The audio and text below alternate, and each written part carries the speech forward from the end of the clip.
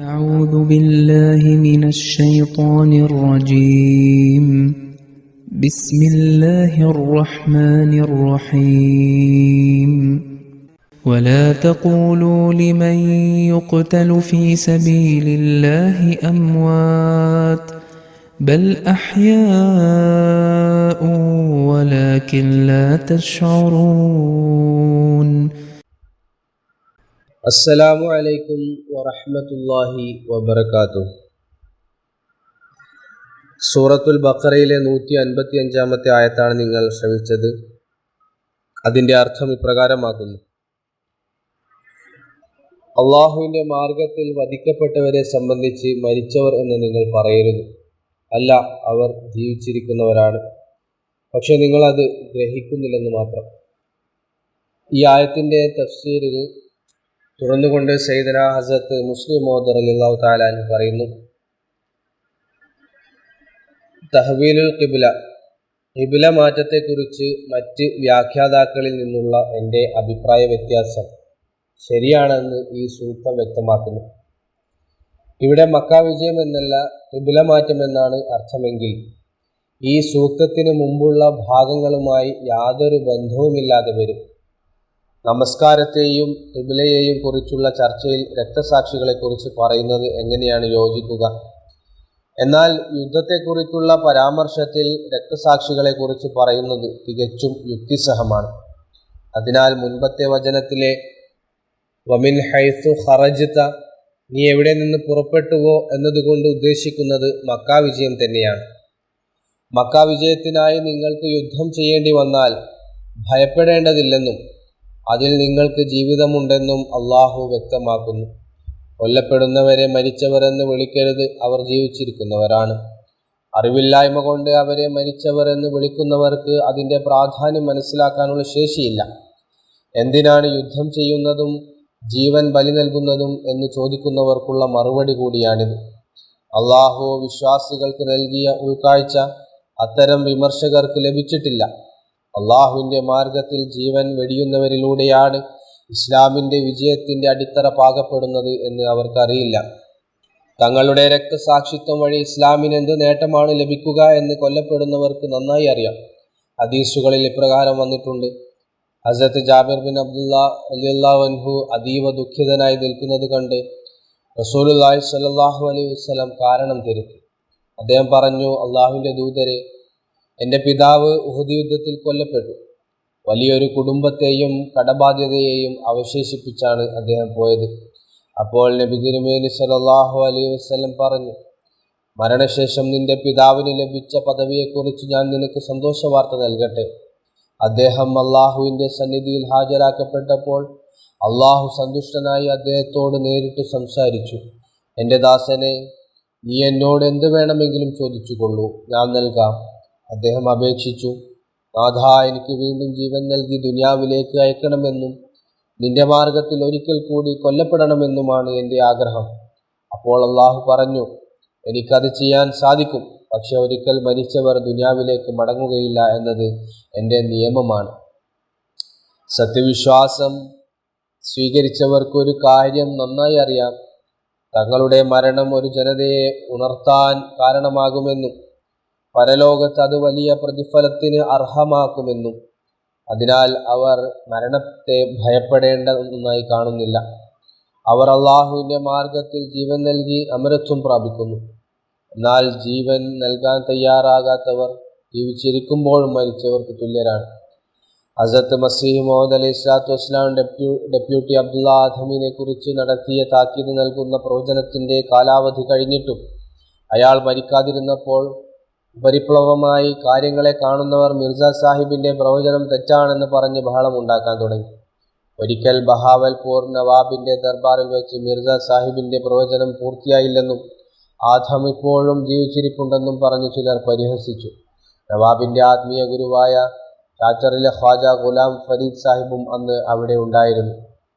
സംസാരമധ്യേ നവാബിൻ്റെ നാവിൽ നിന്നും അതെ, മിർസ സാഹിബിൻ്റെ പ്രവചനം പൂർത്തിയായില്ല എന്ന വാചകം വീണു. ഉടൻ തന്നെ ഖ്വാജ ഗുലാം ഫരീദ് സാഹിബ് ആവേശഭരിതനായി വലിയ ഗാംഭീര്യത്തോടെ പറഞ്ഞു: ആദം ജീവിച്ചിരിപ്പുണ്ടെന്ന് ആരാണ് പറയുന്നത്? എനിക്ക് അയാളുടെ ശവശരീരമാണ് കാണാൻ കഴിയുന്നത്. ഇത് കേട്ടതോടെ നവാബ് നിശബ്ദനായി. ചുരുക്കത്തിൽ പുറമേ ജീവിക്കുന്നു എന്ന് തോന്നിപ്പിക്കുമെങ്കിലും ആത്മീയമായി മരിച്ചവരായ ചിലരുണ്ട്. അതുപോലെ പുറമേ മരിച്ചവരായി തോന്നുമെങ്കിലും യഥാർത്ഥത്തിൽ ജീവിക്കുന്നവരായ ചിലരുമുണ്ട്. അള്ളാഹുവിൻ്റെ മാർഗത്തിൽ ജീവൻ വെടിയുന്നവർ സത്യത്തിൽ ജീവിക്കുന്നവരാണ്. എന്നാൽ ജീവിച്ചിരിക്കുന്നവരിൽ ആയിരക്കണക്കിന് ആളുകളെ ആത്മീയ ദൃഷ്ടിയുള്ളവർക്ക് മരിച്ചവരായിട്ടാണ് അനുഭവപ്പെടുക. ഒരു ആത്മീയ ജ്ഞാനിയെക്കുറിച്ച് പ്രകാരം രേഖപ്പെടുത്തിയിട്ടുണ്ട്. അദ്ദേഹം ശ്മശാനത്തിലായിരുന്നു താമസിച്ചിരുന്നത്. ഒരിക്കൽ ഒരാൾ അദ്ദേഹത്തോട് ചോദിച്ചു, അങ്ങ് ജീവിച്ചിരിക്കുന്നവരെ ഉപേക്ഷിച്ച് എന്തിനാണ് ശ്മശാനത്തിൽ വന്ന് താമസിക്കുന്നത്?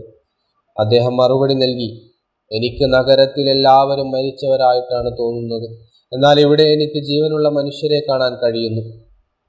തസ്കിറത്തുൽ ഔലിയ. അതിനാൽ ആത്മീയമായി മരിച്ചവരെയും ജീവിച്ചിരിക്കുന്നവരെയും തിരിച്ചറിയുക എന്നത് എല്ലാവർക്കും സാധ്യമായ കാര്യമല്ല. എന്നാൽ ഇവിടെ അള്ളാഹു അത്തരക്കാരെ തിരിച്ചറിയാൻ സഹായിക്കുന്ന ഒരു ബാഹ്യ അടയാളം നൽകിയിട്ടുണ്ട്. വലാകില്ലാ തശഊറൂൻ, പക്ഷെ നിങ്ങൾ അത് ഗ്രഹിക്കുന്നില്ല. ശുഊർ എന്നാൽ മനുഷ്യന്റെ ഉള്ളിൽ നിന്ന് പുറത്തേക്ക് വരുന്ന അറിവാണ്.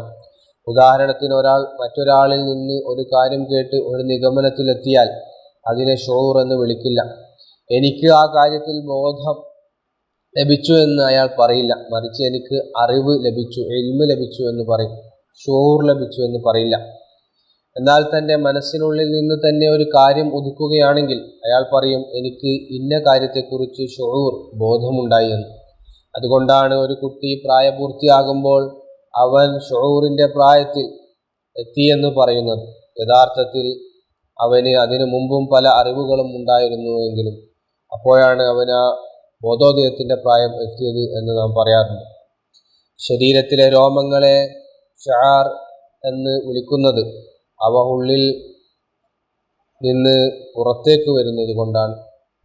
ശരീരത്തോട് ഒട്ടിക്കിടക്കുന്ന വസ്ത്രത്തെ ഷിയാർ എന്ന് വിളിക്കുന്നു.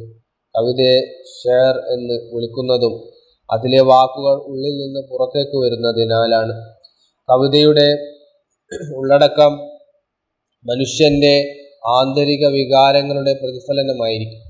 അത് വായിക്കുമ്പോൾ ഈ കാര്യം എൻ്റെ ഉള്ളിലുമുണ്ടല്ലോ എന്ന് മനുഷ്യന് തോന്നും. പ്രശസ്ത കവി ഗാലിബ് ഇതിലേക്ക് വിരൽ ചൂണ്ടിക്കൊണ്ട് ഇപ്രകാരം പറയുന്നു, देखना तकरीर की लज्जत के जो उसने कहा मैंने ये जाना कि गोया ये भी मेरे दिल में है. അദ്ദേഹത്തിൻ്റെ സംസാരത്തിൻ്റെ മാധുര്യം നോക്കൂ. അദ്ദേഹം പറഞ്ഞതെന്തും എൻ്റെ ഹൃദയത്തിലുള്ളത് തന്നെയാണെന്നാണ് എനിക്ക് തോന്നിയത്. ശുഹദാക്കൾക്ക് ഉന്നത പദവിയുള്ള ജീവിതം ലഭിക്കുമെന്നോ ഓരോ ഷഹീദിനും പകരമായി 50-100 പേർ കടന്നു വരുമെന്നോ അവർ ദുഃഖങ്ങളിൽ നിന്ന് പൂർണ്ണമുക്തരാണെന്നോ അവരുടെ രക്തം ഒരിക്കലും വൃഥാവിലാകില്ലെന്നോ ഉള്ള കാര്യങ്ങൾ മനുഷ്യൻ്റെ ഉൾക്കാഴ്ചയുമായി ഷൂറുമായി ബന്ധപ്പെട്ടതാണെന്ന് ഈ സൂക്തത്തിലൂടെ അള്ളാഹു വ്യക്തമാക്കിയിരിക്കുന്നു. പരിശുദ്ധമായ പ്രകൃതിയോടെ കാര്യങ്ങളെ നിരീക്ഷിക്കുന്ന ഒരാൾക്ക് ഈ ലോകത്ത് ത്യാഗം കൂടാതെ ഒന്നും നേടാനാവില്ലെന്ന് എളുപ്പത്തിൽ മനസ്സിലാക്കാം. ഒരു മാതാവ് തൻ്റെ ജീവൻ തന്നെ പണയപ്പെടുത്തി ത്യാഗം ചെയ്യാതെ അവൾക്കൊരു കുഞ്ഞിനെ ലഭിക്കുന്നില്ല. ഒരു വിത്ത് മണ്ണിൽ ലയിച്ച് സ്വന്തം അസ്തിത്വം ഇല്ലാതാക്കാതെ അത് ഒന്നിനു പകരം 700 ധാന്യ മണികളായി മാറുന്നില്ല. അതുപോലെ ഒരു ജനതയുടെ അംഗങ്ങൾ സ്വന്തം ജീവനെ ഒരു നിസ്സാര വസ്തുവായി കണ്ട് അത് ബലിയർപ്പിക്കാൻ സദാ സന്നദ്ധരാകാത്തിടത്തോളം ആ ജനതയ്ക്ക് ഉയർത്തെഴുന്നേൽക്കാൻ കഴിയില്ല. രക്തസാക്ഷികളോട് പൂർണ്ണമായ ആദരവ് പുലർത്താത്ത ഒരു ജനതയ്ക്ക് നിലനിൽപ്പുമില്ല. ഉൾക്കാഴ്ചയുള്ളവർക്ക് കേൾക്കാൻ കഴിയുന്ന പ്രകൃതിയുടെ ശബ്ദമാണിത്. എന്നാൽ ഉൾക്കാഴ്ചയില്ലാത്തവർ ഓരോ കാര്യത്തിലും ആക്ഷേപങ്ങൾ ഉന്നയിച്ചു കൊണ്ടിരിക്കും. സാമ്പത്തികമോ ശാരീരികമോ ആയ ത്യാഗങ്ങൾ ആവശ്യപ്പെടുമ്പോഴെല്ലാം അവരുടെ കാലുകൾ ഇടറുന്നു. ത്യാഗത്തിൻ്റെ അഗ്നിയിലേക്ക് സ്വയം എടുത്തു ചാടുന്നവരെ അവർ വിഡ്ഢികൾ എന്ന് വിളിക്കുന്നു. അള്ളാഹു അത്തരക്കാരെ ഉപദേശിക്കുന്നത് ഇപ്രകാരമാണ്, നിങ്ങൾ നിങ്ങളുടെ ഉൾക്കാഴ്ച ഉപയോഗിക്കുക. രക്തസാക്ഷികളെ മരിച്ചവരെന്ന് വിളിച്ച് അവരെ അപമാനിക്കരുത്. അവർ മരിച്ചവരല്ല, മറിച്ച് യഥാർത്ഥത്തിൽ അവർ മാത്രമാണ് ജീവിക്കുന്നവർ.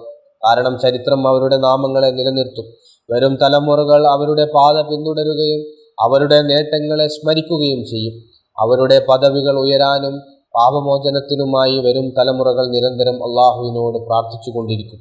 ഭൗതിക ശരീരത്തോടെ ജീവിച്ചിരിക്കുന്നവരെയാണ് നിങ്ങൾ ജീവനുള്ളവർ എന്ന് വിളിക്കുന്നത്. എന്നാൽ യഥാർത്ഥത്തിൽ ജീവിക്കുന്നവൻ താൻ മരിച്ചുകൊണ്ട് തൻ്റെ ജനതയെ ഉണർത്തിയവനാണ്. രക്തസാക്ഷികൾ നിങ്ങൾക്ക് മരിച്ചവരായി തോന്നുന്നുവെങ്കിൽ നിങ്ങളുടെ ഉൾക്കാഴ്ച അപൂർണമാണെന്ന് മനസ്സിലാക്കുക.